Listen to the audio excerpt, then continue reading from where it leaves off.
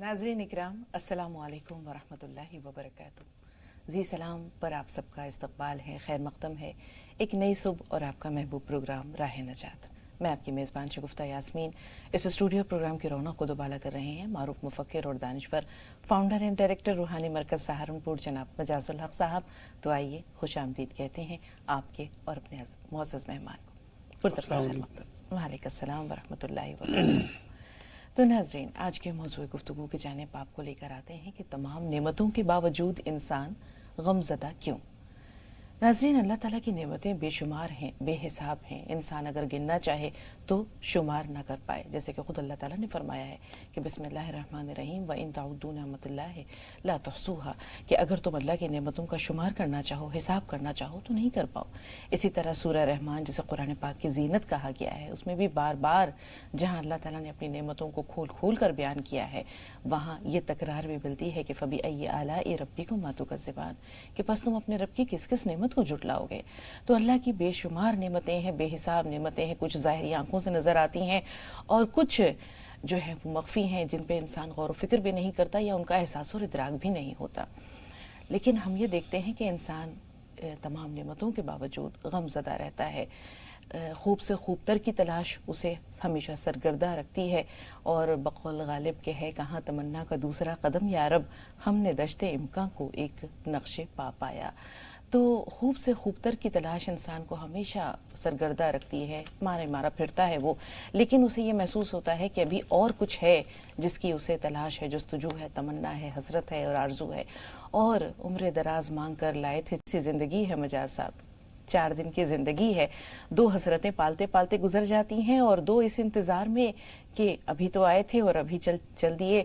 तो यहाँ कितनी देर रहे, क्या ठहरे, क्या पाया, क्या ना पाया। बहुत सारे मसाइल ऐसे हैं जो इंसान को परेशान रखते हैं। तो अगर हम नेमतों को गिनना चाहें मजाज साहब, तो बेशुमार नेमतें हैं, वक्त कम पड़ जाएगा। लेकिन हम ये देखते हैं कि अगर अल्लाह ताला ने किसी को अगर मालो दौलत, जाहो, हशमत ये चीज़ें नहीं भी दी हैं तो अल्लाह ने उसे औलाद दी है। औलाद नहीं दी तो कम से कम सेहत और तंदुरुस्ती दी है।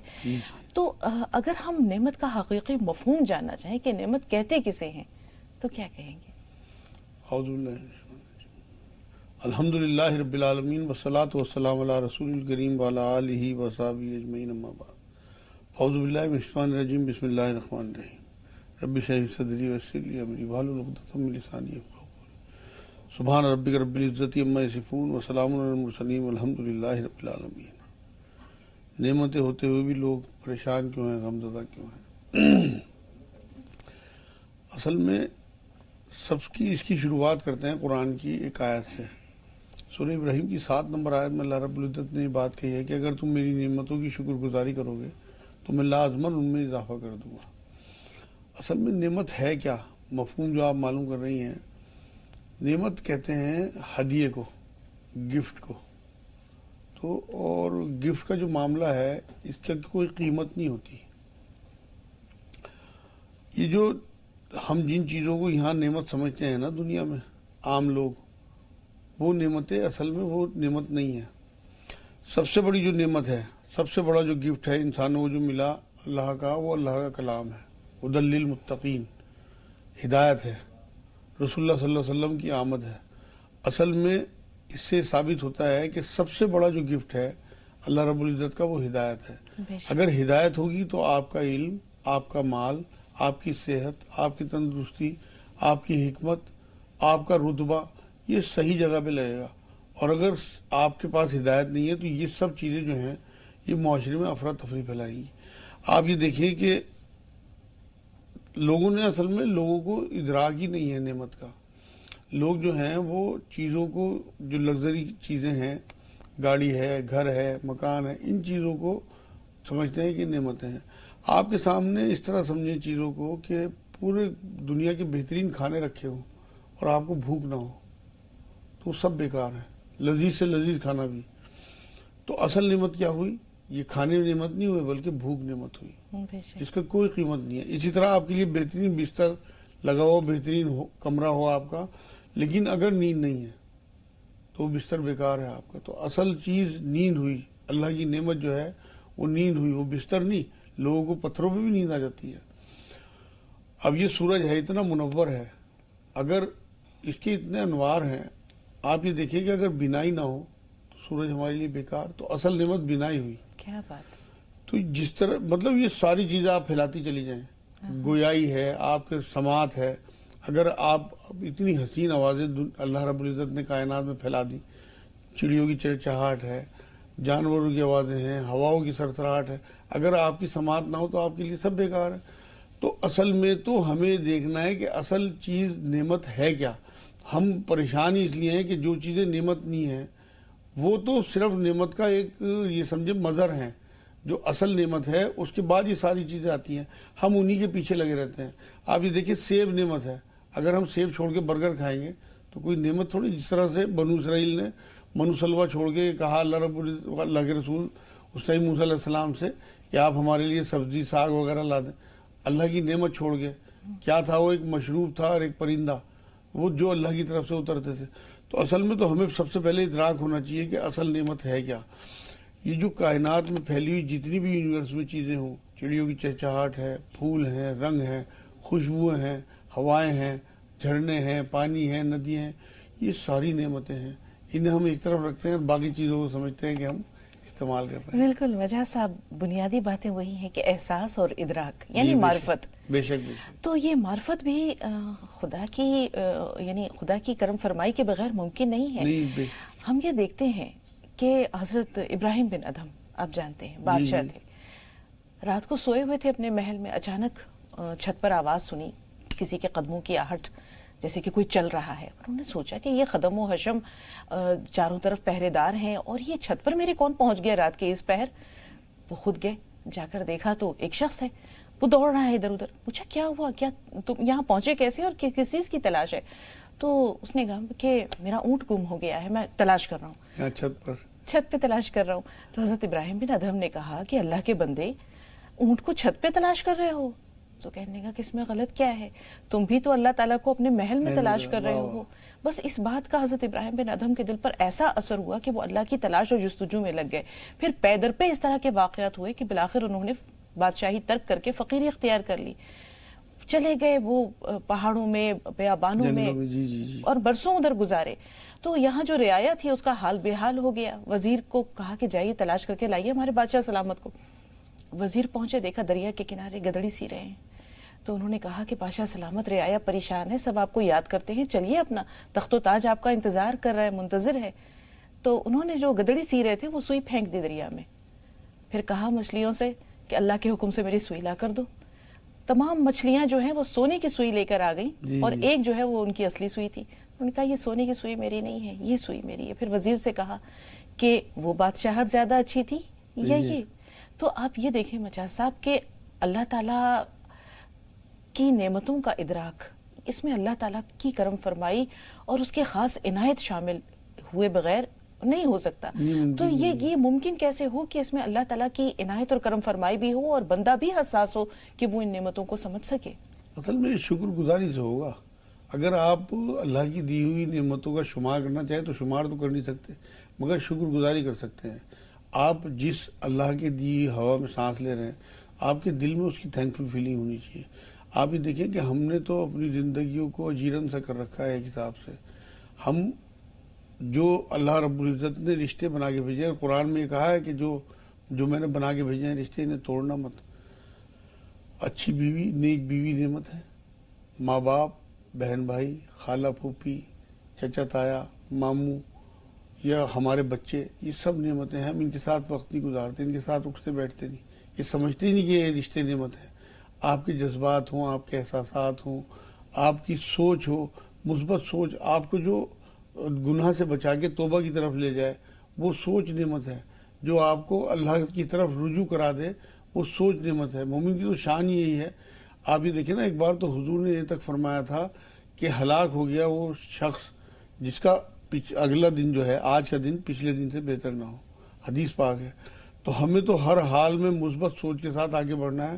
تو جسے اللہ رب العزت نے نرم دلی دے دی, مثبت سوچ دے دی, غریبوں کے لیے ہمدردی دے دی, محبت دے دی انسانوں سے, وہ سب یہ نعمتیں ہیں اللہ کی.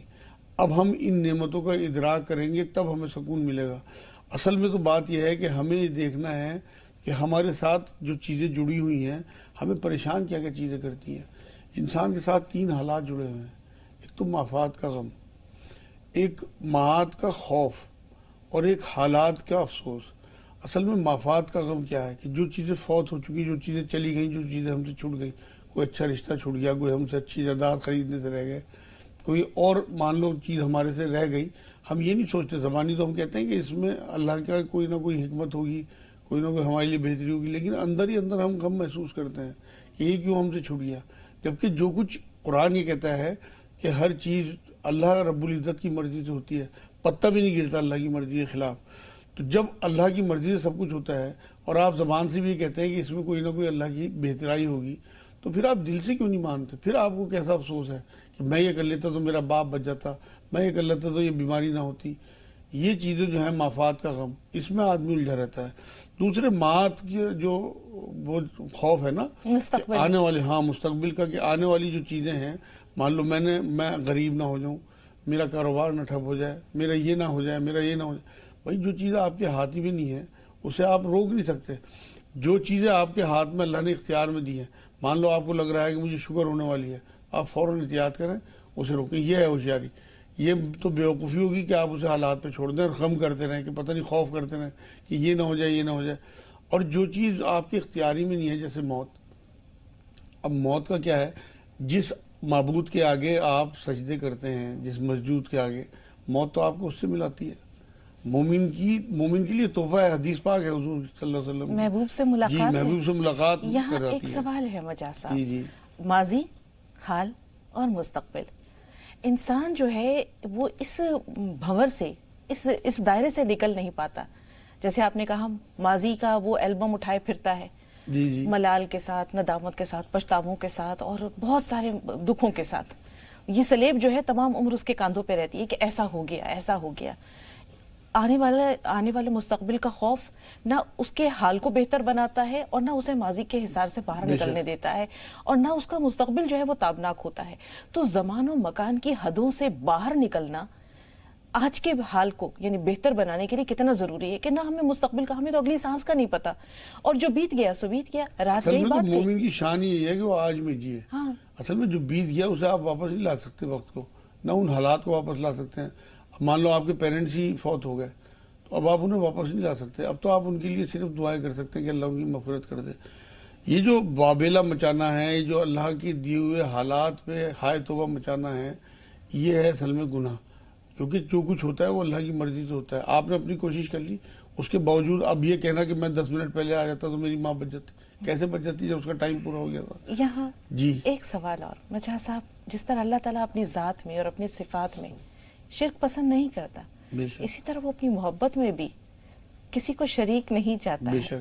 یہ جو ہمارا دل ہے نا، اس میں ہم نے بہت سارے لوگوں کو جگہ دے رکھی ہے. ہمارے رشتے ہیں، ہماری خواہشات ہیں، ہماری آرزویں ہیں، یہ دنیا ہے، اس کی رنگینیاں ہیں.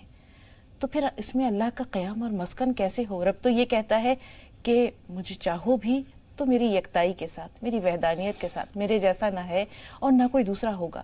تو یہ دل کا جو ظرف ہے، ہمارا دل کا جو برتن ہے، اس میں ہم نے اتنی تمام جو چیزوں کو جگہ دے رکھی ہے، تو پھر اللہ کا پرتاؤ دکھے تو کیسے دکھے؟ اصل میں بات یہ ہے کہ آپ کی اس بات سے مجھے قرآن کا وہ یاد آ رہا ہے واقعہ. جو ملکہ سبا تھی نا، یہ اس کا جہاں واقعہ بیان ہوا ہے قرآن میں، تو یہ اس طرح سے شروعات کی ہے اللہ نے کہ بادشاہ جب جس بستی میں گھستے ہیں تو اس بستی میں تہس نہس مچا دیتے ہیں. اللہ سے بڑا بادشاہ کوئی نہیں ہے. جس دل میں وہ بسنا چاہے نا، تو پہلے اس دل سے یہ خرافات ختم کرتا ہے. جو لالچ ہے، بغض ہے، حسد ہے، جھوٹ ہے، دھوکہ ہے، پھر اس بستی کو صاف کر کے پھر اس میں بستا ہے.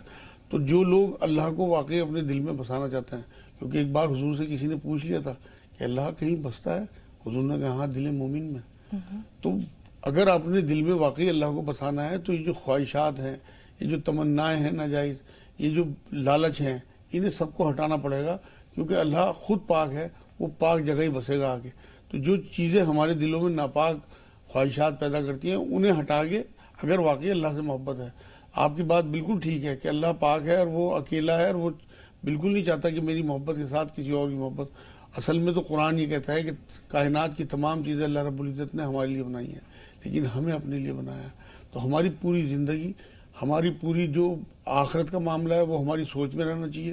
جو چیز ہمارے اختیار میں نہیں ہے، موت کو ہم روک تو سکتے نہیں لیکن اس کی تیاری کر سکتے ہیں.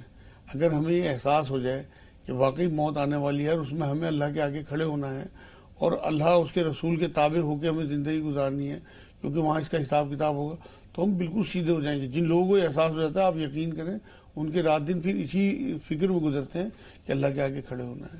بالکل مجاز صاحب، جنہیں میں ڈھونڈتا تھا آسمانوں میں زمینوں میں، جی جی جنہیں میں ڈھونڈتا تھا آسمانوں میں زمینوں میں، وہ نکلے میرے ظلمت خانہ دل کے مکینوں میں. جی جی تو جسے اللہ مل گیا اسے سب مل گیا، جس نے اللہ کو پا لیا اس نے سب کچھ پا بے لیا. شک بے شک. اور اللہ تعالیٰ ایسا نہیں ہے کہ وہ یہ کہتا ہے کہ صرف مجھے پالو تو میں دنیا کی تمام نعمتوں سے تمہیں محروم کر دوں گا.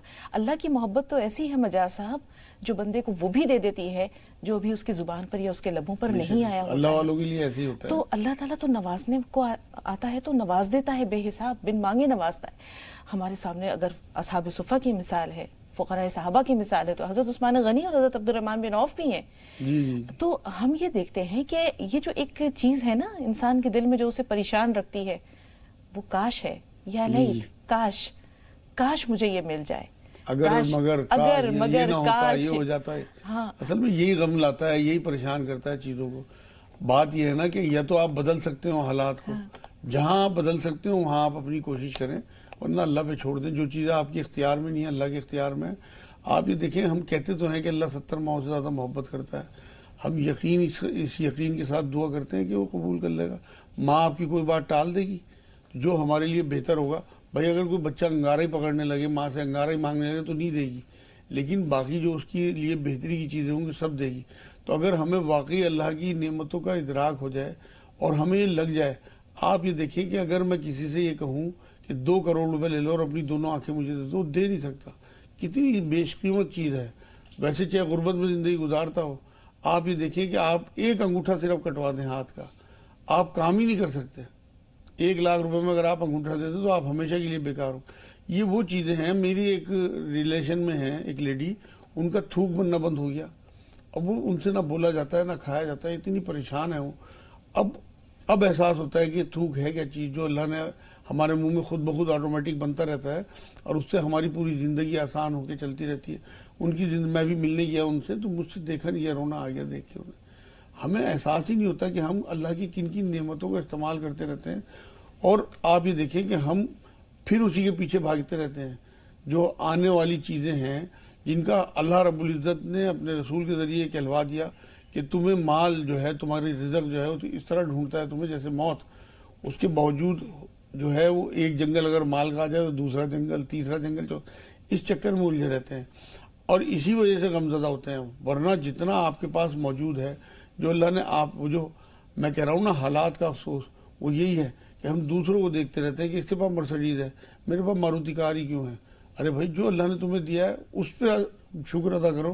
نیچے دیکھو دوسرے کے پاس کار بھی نہیں ہے، موٹر سائیکل ہے. موٹر سائیکل والا دیکھے اس کے پاس سائیکل ہے، سائیکل والا دیکھیے تو پیدل ہی جا رہا ہے، پیدل والا دیکھیے اس کے تو پیر ہی نہیں ہے. تو یہاں سے اگر شروعات آپ نیچے سے کریں گے تو آپ کے اندر شکر گزاری آئے گی. اگر آپ اوپر دیکھیں گے لوگوں کی طرف، پھر آپ کے اندر شکایت پیدا ہوگی اللہ رب العزت سے. اور سب سے زیادہ اللہ کو جو غصہ آتا ہے وہ شکایت سے آتا ہے کہ آپ لوگوں کے سامنے اللہ کی شکایت کریں کہ یار ہمیں ہی نہیں ملتا، ہم ہی تھے کیا پریشان کرانے کے لیے، ہم ہی تھے کیا، اللہ کو پتہ نہیں کیا پڑی ہے کہ ہمارے پر آزمائش ہے. یہ سارے جو جملے ہیں معاذ اللہ، یہ اللہ رب العزت کو ناراض کرانے والے ہیں. بلکہ اللہ رب العزت کی دی ہوئی نعمتوں کا ادراک کریں اور ان میں مگن رہیں، ان میں خوش رہیں. اللہ تیرا شکر ہے جو تو نے ہمیں دیا ہے بہت بہتر ہے. بالکل مجاز صاحب، تو اس کا مطلب کہ غمزدگی کو دور کرنے کے لیے اور اللہ کی نعمتوں کو بڑھانے کے لیے، اضافے کے لیے یا خوشی کے دروازے کو کھولنے کے لیے شکر گزاری جو ہے شاہ اصل کلید چیز ہے. اصل میں یہ کی ہے ماسٹر کی شکر گزاری جو ہے نا، ایک تو یہ نعمتوں میں اضافہ کراتی ہے. لازمن لفظ استعمال کیا قرآن نے کہ میں لازمن تمہاری نعمتوں میں اضافہ کر دوں گا. تو اگر آپ کو واقعی نعمتوں میں اضافہ کرانا ہے، آپ کی کوئی خواہشات ہیں جائز، تو وہ آپ اللہ کا شکر بھیجنا شروع کریں. شروع کر کے دیکھ لیں آج سے ناظرین، انشاءاللہ نعمتیں بڑھنا شروع ہو جائیں گی. 2 کالرز ہیں سیمی، تھوڑا سا انتظار. آپ سے پہلے منصور بھائی ہیں. جی فرمائیے منصور بھائی، سوال کیا ہے؟ منصور بھائی میں سن پا رہے ہیں؟ السلام علیکم رحمۃ اللہ وبرکاتہ. وعلیکم السلام ورحمۃ اللہ وبرکاتہ. جی بھائی. पूछना था जो नमाज के बारे में, मैंने सफर में ट्रेन में नमाज होती है कि नहीं, प्लेन में होती है कि नहीं, बस में होती है कि नहीं, और सबसे बड़ी बात है मेरी सास जो है और मेरी अहलिया, उसकी घुटना में दर्द रहता है, इसी के बारे में पूछना था मैंने। अच्छा मैं बताऊँ। ठीक है, थोड़ा सा इंतजार। सीमी सवाल बताइए। हेलो, अस्सलाम वालेकुम। वालेकुम अस्सलाम रहमतुल्लाहि व बरकातहू। जी बहन, हेलो जी सुन रहे हैं आपको। जी, मौलाना साहब को भी अस्सलाम वालेकुम। मैं उनकी बहुत बहुत शुक्रगुजार हूँ कि मैंने 2 महीने पहले मेरी बात हुई थी, सिमी में बाराबंकी से बोल रही हूँ। उन्होंने मुझको बेटी बनाया था माशाल्लाह, बहुत ज्यादा, मतलब कि आपने इतना, आप जो है बहुत अच्छे हैं, बहुत ज्यादा। आप लोग की जितनी भी तारीफ की जाए कम है। अल्लाह ताला आप लोगों को ज्यादा खैर दे, हमेशा सेहतमंद रखे। आमीन। हेलो जी सीमी, बात जारी रखिए, दुआओं का बहुत शुक्रिया। यही हकीकी तोहफा है जो हमें नाज़रीन से मिलता है। आते हैं, बहुत बेसब्री से इंतजार करते हैं, लेकिन फोन मुश्किल से लगता है। मेरी पूरी बात सुनिएगा प्लीज। जी जी बिल्कुल, सुनाइए। जी, जैसे हसद, जलन, नजर से बचने के लिए जो है, मतलब अल्लाह ने हम लोगों को जैसे दिया है, मतलब पैसे वगैरह, अब्बू तो नहीं है, भाई भी नहीं है, लेकिन 5 वक्त की हम लोग नमाज भी पढ़ते हैं और किसी को जैसे देते हैं, किसी की मदद करते हैं। उन सब से जैसे अब कोई मतलब दिया जाए उसको, तो नजर से बचने के लिए और हसद से की, और हम लोग कुरान की तिलावत भी करते हैं, 5 टाइम की माशाल्लाह नमाज भी पढ़ते हैं, माशाल्लाह। सुबह शाम मतलब पढ़ते हैं, दुआएं पढ़ते हैं, सारी चीजें पढ़ते हैं। लेकिन फिर भी अगर ठीक, हेलो, जी माशाल्लाह दुआएं वगैरह का भी विर्द करते हैं सुबह शाम। नजर हमारे घर के लोगों को बहुत लगती है, या शायद ये हमारा वहम है, इसलिए नजर हम लोगों को लगता है कि लग गई है, तो उससे बचने के लिए क्या किया जाए? मतलब पहले अगर लग गई है तब भी, और ना लगे उसके लिए बेहतर गौर से सुनिए। जी, कल मेरी बहन ने फोन किया था, नसरीन ने, वो माशाल्लाह बहुत अच्छी है, वही मतलब सर्विस करती हैं, उन्हीं से घर का खर्च वगैरह चलता है, और वो बहुत अच्छी है, बहुत ज्यादा नेक दिल, सबकी बहुत ज्यादा मदद करती हैं। लेकिन बस वही रिश्ते की ना, तो इसलिए जो है मौलाना साहब से मेरी दरख्वास्त है, हमारी अम्मी की तबीयत नहीं ठीक रहती, उनके लिए दुआ कर दें, और हमारी बहन के लिए कि उन्हें अच्छा नेक शौहर मिल जाए जो उनका ख्याल रखे। जैसे वो सबका करती हैं, वैसे उनको अच्छा नेक शौहर मिले कि वो उनका ख्याल रखें, और अल्लाह ताला उन्हें सेहतमंद रखे, ताकि वो लोगों की मदद करती रहे इसी तरह। आमीन आमीन। जी मुजासा, असल में जो नज़र बद से बचने की दुआएं मालूम कर रही है, उसके लिए तरीका यह है, तो हसद से बचने का, कि जो कुरान की सबसे आखिरी 2 सूरतें हैं ना, उनका विर्द रखा करें, कुल औज़ु बिल फलक और कुल औज़ु बिन नास, क्योंकि उसी में अल्लाह रब्बुल इज़्ज़त ने हसद का जिक्र किया है। तो एक तो ये इनका विर्द रखें, हर नमाज के बाद कम से कम 3-3 दफ़ा ये पढ़ लिया करें, आखिरी तीनों कुल। और दूसरी बात यह है कि इनकी बहन के लिए मैंने दुआ कर दी, इंशाअल्लाह बहुत जल्दी रिश्ता भी हो जाएगा। एक दुआ अल्लाह के रसूल सल्लल्लाहु अलैहि वसल्लम ने तलकीन फरमाई है नज़र बद से बचने की, वो नोट कर लें। बिस्मिल्लाह अल्लाहुम्मा अज़हब हर्राहा बरदाहा और सबाहा, बिस्मिल्लाह अल्लाहुम्मा अज़हब हर्राहा बरदाहा और सबाहा, इसका विर्द रखेंगी इंशाअल्लाह ताला 41 बार रोज़ पढ़ लिया करें, तो आप नज़र बद से बची रहेंगी। सदका करती रहें, डरे ना इंशाअल्लाह ताला, जो अल्लाह रब्बुल इज़्ज़त ने आपको दी हैं चीज़ें, वो नेमतें अल्लाह करे आपके पास रहें। एक अपने घर में कभी कभी अजान दिला दिया करें, उससे भी इंशाअल्लाह महफूज रहता है आदमी नज़र बद से। जी मोहम्मद ज़मीर, जी ज़मीर भाई फरमाइए। सना थोड़ा सा इंतज़ार, आपसे भी बात करेंगे। जी ज़मीर भाई। हाँ जी बाजी, सलाम वालेकुम। वालेकुम अस्सलाम। बाजी जो है ना, मैं गाजियाबाद से बात कर रहा हूँ, मोहम्मद ज़हीर नाम है जी। और थोड़ा जो हमारे घर में, हमें घर वाली को मतलब सांस की बीमारी बहुत ज्यादा, सांस बहुत फूलती है। अच्छा, और लीवर में पानी भरा पड़ा है। शुगर तो नहीं है?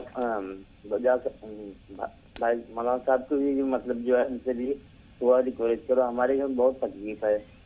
आपकी अहलिया को? हाल ही हमारे घर में हमारे लड़का जो गाड़ी लेके जा रहा था, गिर पड़ा, चोट आ गई। हमारे दामाद थे, वो भी उसी दिन वो भी गिर पड़े।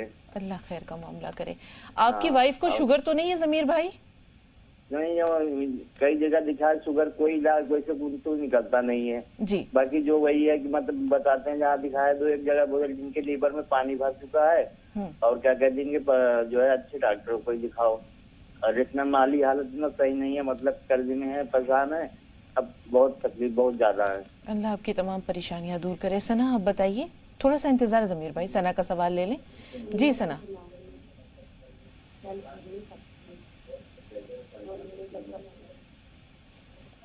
सना हमें सुन पा रही हैं आप? हाँ सुन रही हूँ। जी बताइए, सवाल क्या है? अस्सलाम वालेकुम। वालेकुम अस्सलाम। मेरे 3 सवाल है बाजी। जी, पहला सवाल। पहला सवाल ये है, मेरी बच्ची का नाम रिफा है, उसके लिए नाम सही है क्या? रिफा, नाम दोहराइए, हाँ, नाम दोहराइए बहन। रिफा रिफा। चलिए ठीक है। दूसरा दूसरा सवाल ये है कि वो चिड़चिड़ बहुत करती है, सोती नहीं है, दिन भर जागते रहती है। उम्र क्या है बच्ची की? उम्र उसकी 3 साल पूरी मुकम्मल 3 साल है। ठीक है। तीसरा सवाल, वो 7 साल का बच्चा है हमारे घर में, वो मतलब ठीक से बोलता नहीं है, अटक अटक कर बोलता है। सुने अपने सवालों के बारे में। जी मजाज साहब। इनको ये चाहिए, एक तो जो बच्ची 3 साल की है, नाम तो मुझे ठीक सही लग रहा है, 3 मुनक्का जो है वो उसे रात में दिया करें, और 25 बूंद शहद, 20-25 बूंद शहद और 5 बूंद जैतून का तेल चटाएं उसे। इसी तरह जो बच्चा बोलता नहीं है उसके लिए 7 बादाम रात को भिगो दें और सुबह को एक एक करके चबा चबा के वो खाए, एक दे दिया फिर दूसरा, इस तरह से, और 3 मुनक्का उसे रात में सोते हुए दिया करें। इंशाअल्लाह ताला बिल्कुल सही बोलने लगेगा। 21 बार या शहीद उस बच्ची पे दम करें जो बहुत ज़्यादा रोती है, सोती नहीं है, सुबह को उठती है उसके माथे पे हाथ रख के 21 बार या शहीद पढ़ के उसके ऊपर फूंक मार दें। जब वो सोती हो तो पायते खड़ी होकर उसकी पैरों की तरफ, और 21 बार सूरह इखलास कुल हुवल्लाहु अहद वाली सूरत 3-3 बार दुरूद शरीफ आगे पीछे पढ़ के उस पर दम करें। इंशाल्लाह 3 या 4 दिन में ठीक हो जाएगी इंशाल्लाह।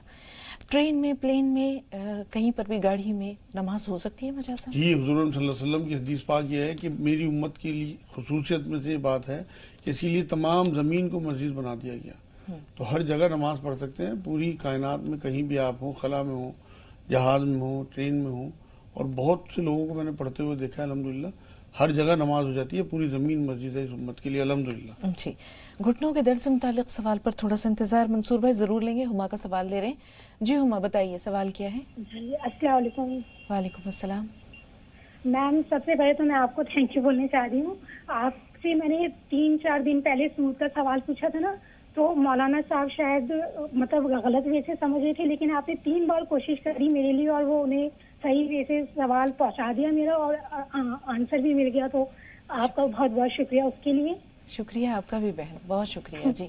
और मजाज साहब से मुझे ये बोलना है, उनसे मैं माजरत खाऊं, क्योंकि मैंने एक बार उन्हें फ़ोन किया था और अपनी एक ख्वाहिश जताई थी कि मैं उनसे पर्सनली मिलना चाहती हूँ, लेकिन मैं उनसे आ ही नहीं पाई, क्योंकि एक चीज़ है, क्योंकि अकेले नहीं आ सकती, पापा के साथ आ सकती हूँ, और पापा के टांग में काफ़ी तकलीफ रहती है, इसलिए पहुँच ही नहीं पाई। लेकिन मैं आऊँगी इंशाल्लाह ज़रूर, इंशाल्लाह इंशाल्लाह। और मेरा एक सवाल है मैम, वो भी ले लीजिए प्लीज़। जी मैम, मेरा सवाल ये है कि हमारे घर में जो है ना, पापा अब बुजुर्ग हो चुके हैं, या मैं ऐसे कहूँ कि रिटायर है। रिटायर का मतलब ये नहीं है कि उन्हें पेंशन मिल रही है, रिटायर का मतलब ये है कि वो मतलब इस सिचुएशन में नहीं है कि अब वो कमा सकें। उनके काफ़ी ज़्यादा पैर में तकलीफ रहती है, और एज का भी एक मैटर है। जी। तो हमारे घर में भाई कमाते हैं, एक ही सैलरी आती है। जी। तो मैम, भाई ये कहते हैं, अब हमारे घर में ना 3 ही लोग रह गए हैं, 2 भाई है, एक छोटा भाई है, एक बड़ा भाई है, वो ही कमा रहे हैं, और बाकी मैं हूँ। तो अब मेरी शादी का क्या कहते हैं बातचीत चल रही है, तो अभी तो खैर यंग ही एज है, और देख रहे हैं पापा रिश्ते, लेकिन जितने भी रिश्ते पापा देख रहे हैं ना, उन लोगों की ख्वाहिशें बहुत हैं। जैसे वो चल रहा है ना जहेज लेना देना, काफ़ी ज़्यादा डिमांडिंग वो चल रहा है। तो भाई ये बोलते हैं कि ऐसा रिश्ता देखिए जहाँ पे लेन देन बिल्कुल ना हो, क्योंकि हम इस सिचुएशन में नहीं है कि हम उनकी डिमांड पूरी कर सके। तो मेरी एक आपसे गुजारिश भी थी कि आप अपने इस शो के जरिए एक एपिसोड में प्लीज जहेज लेना और देना कितना गलत है, और ये तो कुरान में बिल्कुल मना है। आप अपने एपिसोड के जरिए प्लीज एक एपिसोड ऐसा लेकर आइए जिसमें कम से कम ये क्लियर हो जाए। जरूर हुमा, अगर आप ना भी कहती तो आपका सवाल सुनकर फौरी तौर पर मेरे जहन में यह ख्याल आया था। और मैं जी, एक छोटी सी एक बात और है, आपसे भी कहना चाह रही हूँ और मौलाना साहब से भी कहना चाह रही हूँ कि ये जहेज के बारे में आप प्लीज तफसील से बयान कर दीजिए कि ये कितना बड़ा गुनाह है, और इससे लड़कियों की एज निकल जाती है, और क्या कहते हैं माँ बाप इतने परेशान, हर चीज वो गुनाह है जिसमें हम किसी को ईजा दे रहे हैं। ये प्रेशर होता है। शादी का मतलब होता है कि 2 बंधन, 2 दिल और 2 रिश्ते बन रहे हैं, इसमें जहेज का लेन देन तो होना ही नहीं चाहिए मेरे हिसाब से। बिल्कुल। पता नहीं लोग क्यों नहीं समझते। बिल्कुल सही कह रही है हुमा। इंशाल्लाह बहुत जल्द इंशाल्लाह ہم اس پر ایک ایپیسوڈ کریں گے اور کوشش یہ کریں گے انشاءاللہ مجاز صاحب کی موجودگی میں ہی ہو. یہ سوال ان کی موجودگی میں آیا ہے.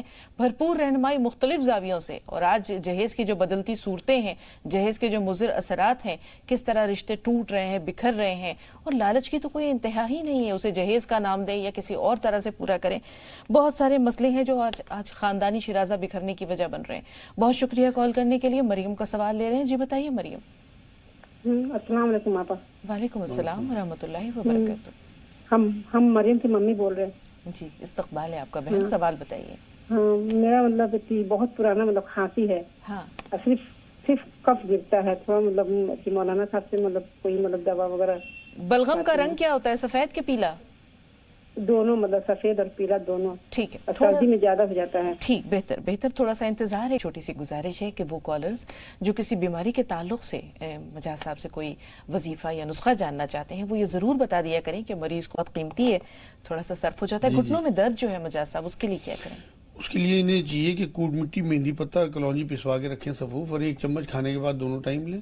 رات کو ہلدی والا دودھ پیا کریں سوتے ہوئے, اور 1 چمچ شہد اور 2 چمچ سیب کا سرکہ 1 گلاس گرم پانی میں ملا کے صبح شام پی لیں. 1 مہینے علاج کر لیں, انشاءاللہ گھٹنے چل پڑیں گے. اگر ہو سکے تو 1 چمچ زیتون کا تیل بھی رات کو سوتے ہوئے پی لیا کریں. یا سلام یا اللہ کم سے کم 1000 بار روز پڑھیں, 5 نمازوں کی پابندی کے ساتھ. جی مجیب اشرف صاحب فرمائیے بھائی, سوال کیا ہے؟ میں مجیب اشرف جسولہ وہار ریلی سے بول رہا ہوں. آپ لوگوں سے بہت دن سے لگانا چاہ رہا تھا فون, آج لگا ہے. میری اہلیہ جو ہے وائف, ان کو پولیسیتھیمیا کی بیماری ہے, اپولو میں علاج چل رہا ہے, اور ڈپریشن بھی ہوتا ہے. اب یہ اس کا علاج تو چل رہا ہے, اس کی وجہ سے ایک تو قبض بہت رہتا ہے, اور اس کی وجہ سے اور گھبراہٹ دل پہ بہت رہتی ہے. صبح کو اٹھتی ہیں تو کبھی کبھی تو ٹھیک ہوتی ہیں, لیکن کبھی بہت گھبراہٹ ہوتی ہے. یہ گھبراہٹ کس طرح سے دور ہو, اس کے بارے میں مجھے پوچھنا تھا. غور سے سنیے گا بھائی. جی مجاز صاحب. جی سن لو. شوگر تو نہیں ہے؟ شوگر نہیں, شوگر نہیں ہے. اچھا نازیہ آ جاؤ, سن لو. جی بی پی لو ہوتا ہے. بی پی لو ہوتا ہے. میں بتاتا ہوں. جی آپ انہیں ایک تو آپ تصویر یاد کرا دیں, لا حول ولا قوت الا باللہ 300 بار روز پڑھنا ہے انہیں, 150 بار صبح 150 بار شام.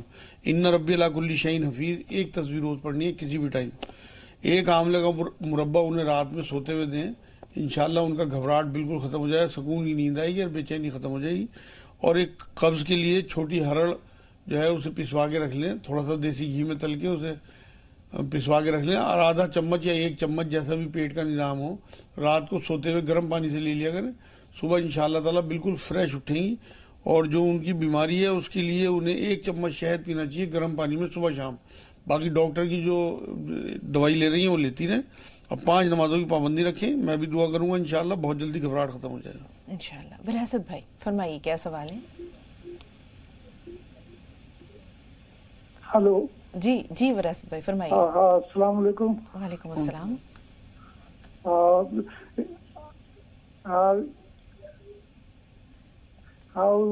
مجاز صاحب سے جو ہے 1-2 بیماریوں کے بارے میں پوچھنا تھا. جی بھائی فرمائیے, پہلی بیماری کیا ہے جس کے بارے میں دریافت کرنا چاہ رہے ہیں؟ ایک تو یہ کہ 4-5 سال سے کولڈ الرجی سے پریشان ہے. وہ کپڑا جو ہے وہ جیسے ہی اتارتے ہیں ہم, کپڑا جب اتارتے ہیں تو وہ ہم کو تو خارش بھی ہونے لگتی ہے. ٹھیک, چینج کرتے ہیں تو. جی دوسری بیماری کیا ہے؟ اور دوسرا یہ کہ آرتھرائٹس کا پرماننٹ علاج ہے یا نہیں, ٹھیک, اس سے بھی سنیے گا وراثت بھائی, سنیے گا.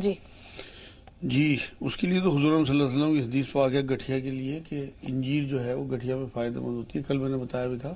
تو 5 انجیر آپ نہار منہ شروع کر دیں جسے بھی گٹھیا ہے, اور کوٹ مٹی, مہندی پتہ اور کلونجی پسوا کے رکھ لیں, اور آدھا چمچ کھانے کے بعد تینوں ٹائم لیا کریں. اور جنہیں خارش ہوتی ہے ان کے لیے یہ ہے کہ ایک تو کست شیری پسوا کے رکھیں آدھا چمچ کھانے کے بعد دونوں ٹائم, اور 5 اناب کے دانے رات کو بھگو دیں, صبح کھا لیں. اور نہانے کے بعد ٹاول سے جسم صاف کیا اور ناریل کا تیل مل لیا. یا رحمان یا رحیم یا اللہ 300 بار 40 بار آیت کریمہ لا الہ الا انت سبحانک انی کنت من الظالمین خارش والوں کے لیے. اور درد والوں کے لیے یا سلام یا اللہ کم سے کم 1000 بار پڑھیں. انشاءاللہ تعالیٰ دونوں کے مسئلے حل ہو جائیں گے. جی ضمیر بھائی نے جیسے سوال پوچھا تھا, ایک تو سانس پھولتا ہے, دوسرے انہوں نے بتایا تھا کہ شاید لیور میں پانی بھر گیا ہے. جی اس کے لیے انہیں چاہیے اپنی وائف کو جو لیور میں پانی ہے انار دانہ کھٹا اناردانہ، تھوڑا سا اس کے ساتھ ادرک اور پودینہ، ان تینوں چیزوں کو پیس کے ملا کے اور وہ چٹایا کریں انہیں صبح شام کم سے کم 10 دن تک. اور لسوڑے آتے ہیں انہیں پسوا لیں، دیسی دوائی والوں کے یہاں مل جائیں گے، 20-30 روپے کے لے کے، بیج ٹائپ ہوتے ہیں، انہیں سوکھے لسوڑے لے کے وہ پیسے ہوئے لسوڑے آدھا چمچ کھانے کے بعد دونوں تینوں ٹائم لیں. انشاءاللہ لیور میں کوئی فیٹ ہوگا، کوئی پانی ہوگا، سب ختم ہو جائے گا.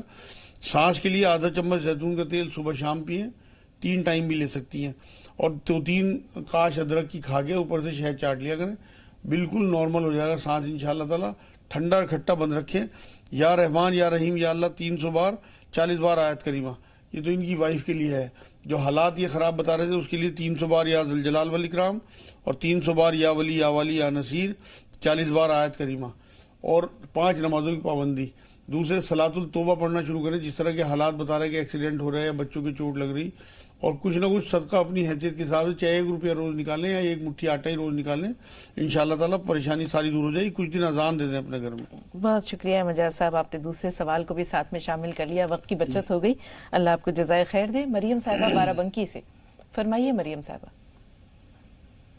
ہیلو، السلام علیکم. وعلیکم السلام. جی بہن. جی بہت خوشی محسوس ہوتی ہے آپ لوگوں سے بات کر کے. اللہ آپ کو ہمیشہ خوش رکھے، ہمیں بھی اچھا جی لگتا ہم ہے. 18 ایئرس کے 19 ایئرس کے BSc فائنل ہے ہمارا اس بار. تو ہمیں یہ کرنا تھا کہ ایگزام میں جب ہم پڑھتے ہیں وہ یاد تو رہتا ہے لیکن ایگزام کے ٹائم بھول جاتے ہیں تھوڑا، تو اس لیے دعا کروانی تھی کہ میرے اور میری سسٹر اور میرے بھائی کے لیے کر دیجیے.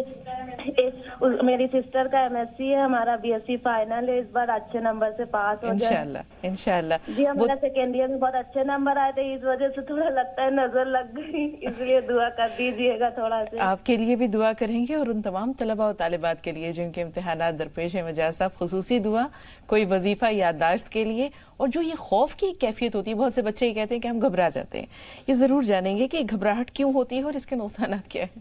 جی اصل میں تو تمام بچے نوٹ کر لیں جن کے ایگزام ہونے والے ہیں کہ ایک تو جس دن پیپر ہو 2 نفل پڑھ کے جایا کریں گھر سے اللہ سے دعا کر کے، اور راستے میں یا حسیب پڑھتے ہوئے جائیں. یا حسیب اللہ رب العزت کا نام ہے، تو آپ کی میرٹ بن جائے گی انشاءاللہ، بہت اچھے نمبر آئیں گے.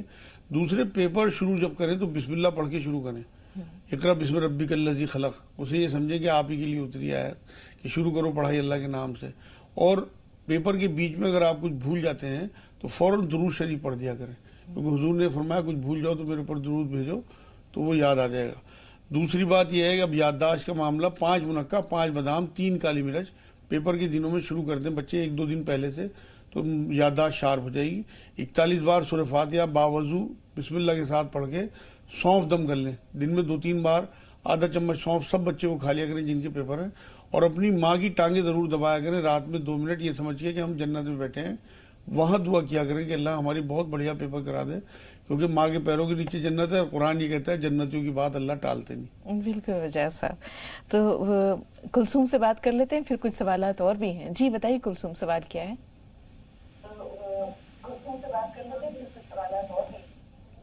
کلثوم صاحبہ ٹی وی کی آواز میوٹ کر دیجیے. السلام علیکم باجی. وعلیکم السلام. السلام علیکم. وعلیکم السلام بہن. میں نماز کے بارے میں پوچھ رہی باجی. ہاں کیا پوچھ رہی ہیں بتائیے. جیسے نماز پڑھتے ہیں، حاجت نماز، پنا نماز، ہاں، اور صراط النماز کس کس ٹائم میں پڑھی جائے گی؟ بہتر. جی مجاز صاحب، یہ تمام نمازیں کب کب ادا کی جائیں؟ تو ان کا کوئی ٹائم فکس نہیں ہے، فرض نمازوں کے ٹائم فکس ہیں، باقی نفل نمازیں تو آپ کبھی بھی جوڑ سکتی ہیں ان وقتوں کو چھوڑ کے جن میں حضور نے منع فرمایا ہے. جیسے عصر کے بعد منع فرمایا، فجر کی فرض نمازوں کے بعد منع فرمایا، تو اس میں تو آپ کو رکنا ہے. باقی تو اور تمام ٹائم اللہ رب العزت کے ہیں. زوال کے ٹائم منع فرمایا، دوپہر کے ٹائم لگ بھگ 12 بجے کے قریب. باقی آپ سارا دن جب بھی مرضی آپ نفل نماز پڑھ سکتے ہیں. ایک بہن نے اور نماز کی نیت کے بارے میں، جنہوں نے کھانسی کے بارے میں پوچھا ہے کہ انہیں بلغم بہت بنتا ہے، کبھی سفید کبھی پیلا، یہ تو ایک سوال ہے. دوسرے نماز میں نیت کس طرح باندھی جائے؟ اصل میں تو نماز کے جو نیت جو ہے نا، نیت کہتے ہیں دل کے ارادے کو. اگر آپ نے ظہر کا ارادہ کر لیا تو آپ کو زبان سے کہنے کی ضرورت نہیں ہے. یہ جو ہمارے یہاں چلتا ہے نا 4 رکعت نماز پڑھ فلاں امام کے پیچھے منہ میں رکعہ بشریف، یہ بچوں کو یاد کرایا جاتا تھا پہلے. نیت تو دل کے ارادے کا نام ہے. اللہ کو تو پتہ ہے، اللہ آپ کے دلوں کا حال جانتے ہیں. خود کہتے ہیں قرآن میں تمہارے قریب ہوں، شارک سے بھی زیادہ قریب. تو ہمیں بہت زیادہ پڑھ کے نیت باندھنے کی ضرورت نہیں ہے. ہاں بلکہ ایک دعا اللہ کے رسول صلی اللہ علیہ وسلم تلقین فرمائی ہے، میرے خیال میں سورہ انعام کی 79 نمبر آیت ہے، وہ ضرور پڑھا کریں نیت باندھنے سے پہلے. انی وجہت وجہیہ للذی فطر السماوات والارض حنیفا وما انا من المشرکین، سورہ انعام 79 نمبر آیت. تو اس سے یہ نیت کرتے ہوئے پڑھ لیا کریں تو انشاءاللہ تعالیٰ آپ کی توجہ جو ہے وہ اللہ کی طرف لگی رہے گی، کیونکہ خشوع اور خضوع کے بغیر کوئی نماز نہیں ہے. روح جو ہے نماز کی وہ خشوع اور خضوع ہے، اصل میں بول کے نیت سے نہیں مسئلہ ہے، آپ اللہ کے آگے جھک رہے بس یہ کافی ہے. اور یہ حضرت ابراہیم علیہ السلام کی دعا ہے، یہ ان کی زبان سے جاری ہونے والے کلمات ہیں. مجاز صاحب کھانسی کے لیے کیا کریں؟ کھانسی کے لیے اجوائن پسوا کے رکھیں اور آدھا چمچ یہ پسی ہوئی اجوائن اس میں تھوڑا سا نمک ملا کے اور اسے آدھا چمچ شہد میں ملائیں اور اسے چاٹیں صبح شام، اور 1 چمچ شہد اور آدھا چمچ زیتون کا تیل صبح شام گرم پانی میں لیں. کستے شیری جو کوٹ مٹی کہلاتی ہے اسے پسوا کے رکھیں، آدھا چمچ دونوں ٹائم. یا رحمان یا رحیم یا اللہ 300 بار، لا الہ الا انت سبحانک انی کنت من الظالمین 40 بار، ان ربی علی کل شیء حفیظ 100 بار. 5 نمازوں کی پابندی ہے سر. جی 2 کالرز اور ہیں، افشاں گوالیار سے ہیں اور سائرہ صاحبہ آپ سے بھی بات کریں گے. پہلے افشاں کا سوال لے رہے ہیں. جی بتائیے بہن، سوال کیا ہے؟ افشاں ہمیں سن پا رہی ہیں آپ؟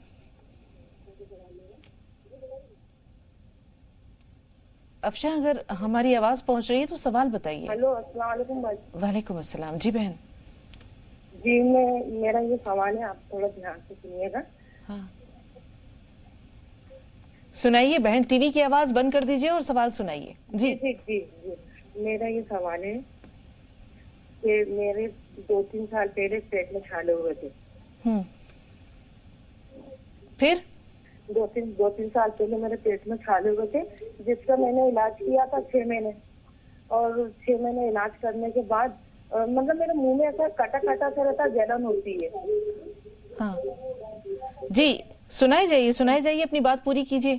جی تو میرے منہ میں ایسے کٹا کٹا جلن سا رہتا ہے، وہ مجھے اس میں آرام نہیں ہوتا. پیٹ کے چھالوں میں تو اس ٹائم آرام ہو گیا تھا، اب پتہ نہیں ہے یا نہیں ہے.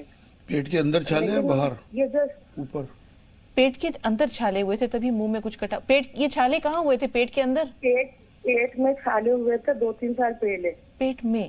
میرے دیوان میں ایسا کٹا کٹا سا رہتا ہے. ٹھیک. سائرہ صاحب آپ بتائیے آپ کا سوال کیا ہے؟ السلام علیکم ورحمۃ اللہ وبرکاتہ. اللہ تعالیٰ آپ سب لوگوں کو جزائے خیر دے، سے نوازے، بہت خوش رکھے، صحت مند رکھے. آمین آمین. خیر کہیے مولانا آپ کے ساتھ. آپ سب سے گزارش ہے، آپ سب ہمارے لیے دعا کیجیے، اللہ تعالیٰ تہجد گزار بنا دے ہم سب کو. اور مولانا صاحب بھی کہہ رہے تھے کہ اللہ خوش ہو اس کے لیے کون سی تسبیحات پڑھا کریں جس سے اللہ ہم تو بہت خوش رہے. ہم 30 کلمے کی بھی پڑھتے ہیں، درود پاک دن بھر پڑھتے رہتے ہیں. اللہ کی مولانا صاحب نے بتائی تھی 313 بار وہ بھی پڑھتے ہیں اللہ کرم سے.